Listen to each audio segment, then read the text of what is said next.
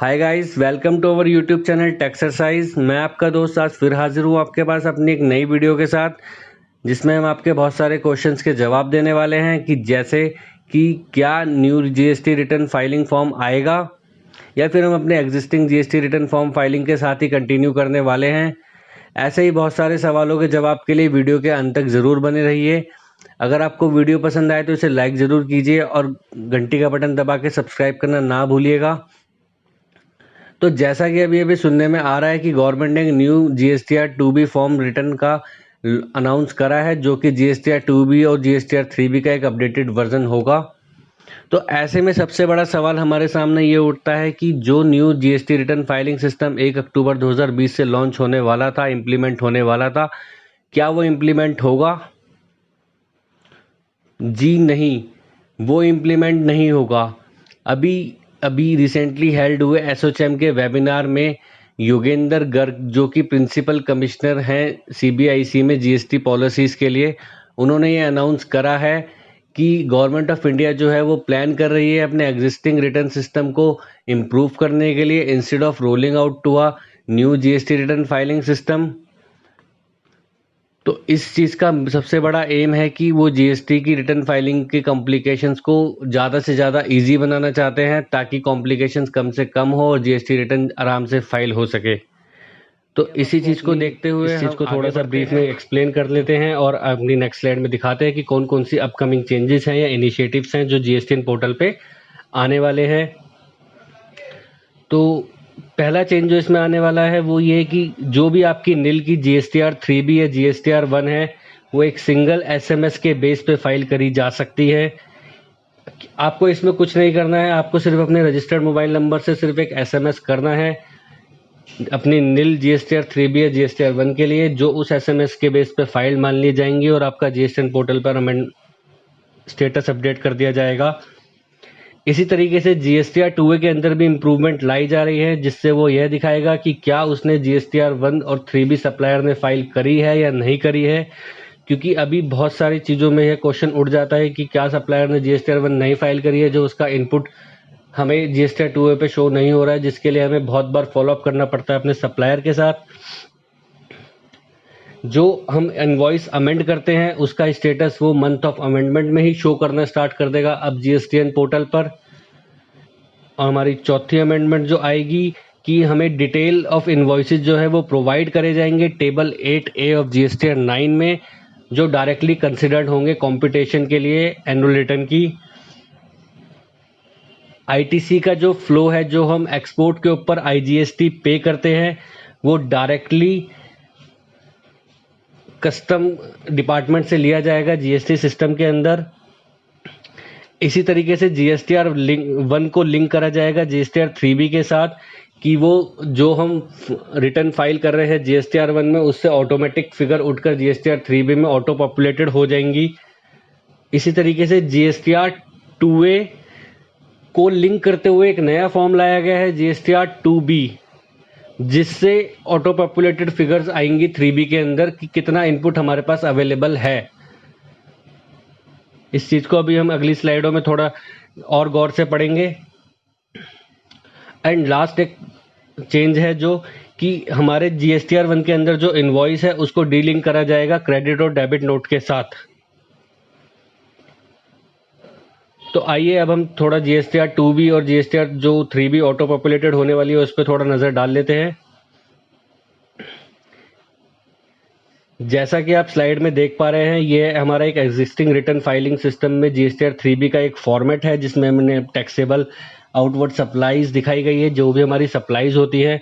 तो अभी यहाँ पर हमें सारी फिगर्स मैनुअल डालनी होती है, पर जैसा जीएसटीएन पोर्टल अमेंड करना चाह रहे हैं, अगर वो हो जाता है तो यहाँ पर जब हम जीएसटीआर 1 फाइल करेंगे तो वहाँ से सीधा फिगर्स उठ के यहाँ पे ऑटो पॉपुलेटेड हो जाएंगी। जो रो ए में जहाँ पे टैक्सेबल आउटवर्ड सप्लाई डाला गया है, वहाँ पे वो B2B B2C से डायरेक्टली उठकर आए करेंगे अमेंडमेंट से। और जो हमारी एक्सपोर्ट की सेल है, डीम्ड एक्सपोर्ट है, वो सीधा हमारी टेबल 6 से उठकर यहाँ पर आ जाया करेंगी। तो ये पूरा इस तरीके से ऑटो पॉपुलेटेड हो जाया करेगा, जिसमें हमें कुछ करने की जरूरत नहीं होगी। जब हम 3B खोलेंगे तो हमें 3B के अंदर ऑटो पॉपुलेटेड फिगर मिलेंगी, हमें बस उन फिगर्स को कंफर्म करना होगा कि क्या हमारी सप्लाई इतनी ही है जितनी हमारी यहाँ पे दिखाई गई है। मुझे मालूम है आप सबके मन में बहुत सारे क्वेश्चन उठ रहे होंगे कि सर हमारी तो जीएसटीआर 1 क्वार्टरली जाती है, तो क्या हम जीएसटीआर 3 भी मंथली फाइल करेंगे? इस बात पर अभी कोई अनाउंसमेंट आई नहीं है, बट हाँ यह कहा जा सकता है कि कुछ आपको ऑप्शन दे दिए जाएंगे कि आप अपने जीएसटीआर 1 के बिल को मंथली फीड कर दें उसके अंदर, और एक सबमिट का ऑप्शन दे दिया जाएगा, जिससे यहाँ पे आपकी फिगर्स जो है ऑटो पॉपुलेटेड हो जाएंगी। लेकिन अभी इस चीज़ पे कोई कंफर्मेशन आई नहीं है, इस चीज़ का वेट हम भी कर रहे हैं, तो आप भी वेट कीजिएगा।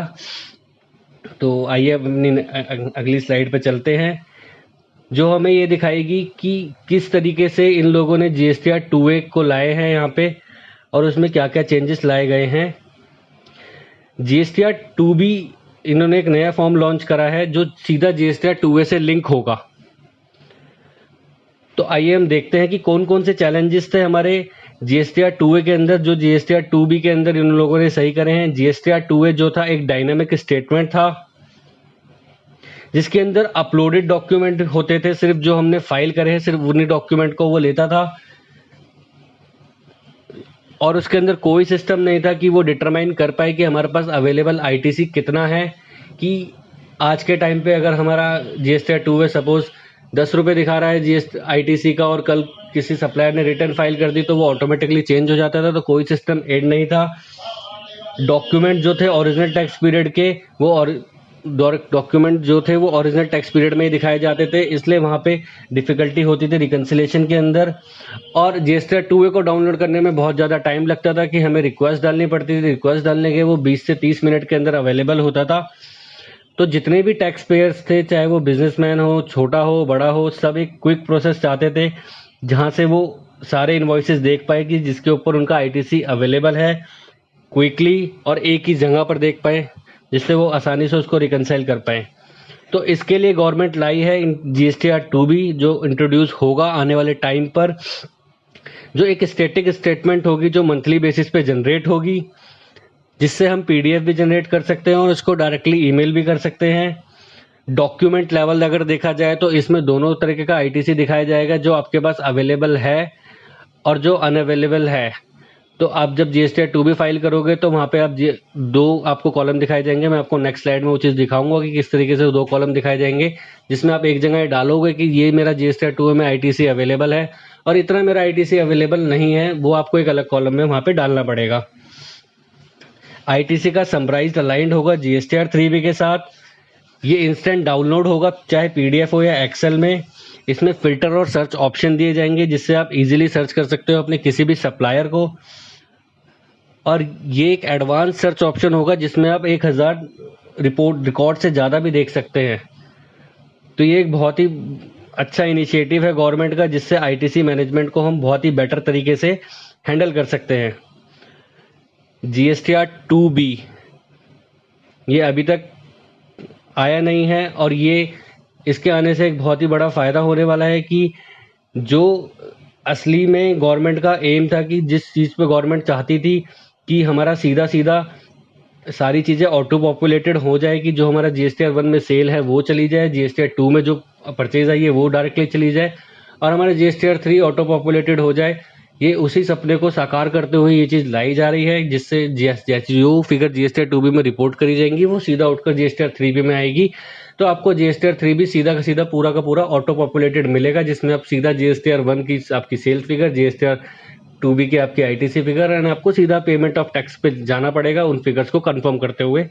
तो आइए हम आपको दिखाते हैं जीएसटीआर 2B पे किस तरीके से आपको दो कॉलम दिखेंगे। जैसे आप पहले देख पा रहे हैं, ये आईटीसी अवेलेबल का है, जिसमें आपको हर आईटीसी को अलग अलग डालना पड़ेगा कि कौन सा आपका इंपोर्ट ऑफ सप्लाई का है, कौन सा आपका रिवर्स चार्ज का है, कौन सा आपका ऑल अदर आईटीसी है जो भी आपको रजिस्टर्ड पर्सन से सप्लाई मिली है।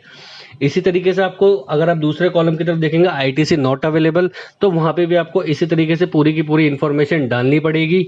जैसे आप यहाँ इन्फॉर्मेशन डाल के इसको सब फाइल करोगे जीएसटीआर 2B को, ये फिगर्स ऑटोमेटिकली पॉपुलेट हो जाएंगे जीएसटीआर 3B के अंदर, और आपका आधे से ज़्यादा काम जो जीएसटीआर 3B के अंदर रिटर्न को फाइल करने का होता है वो सारा खत्म हो जाएगा, क्योंकि आप जीएसटीआर 1 आप फाइल कर चुके हो, वहाँ से वो फिगर आएगी, जीएसटीआर 2B से वो फिगर आएगी, तो वो डायरेक्टली ही सारी चीज़ें खत्म। आपको सिर्फ सारी फिगर ऑटो पॉपुलेटेड मिलेंगे एंड आपको पेमेंट ऑफ टैक्स करते हुए जीएसटी 3B को फाइल करना होगा। सो आज के लिए इतना ही। अगर आप सबको वीडियो पसंद आए तो आप इसको लाइक ज़रूर कीजिएगा और सब्सक्राइब करना ना भूलिएगा। Thank you guys.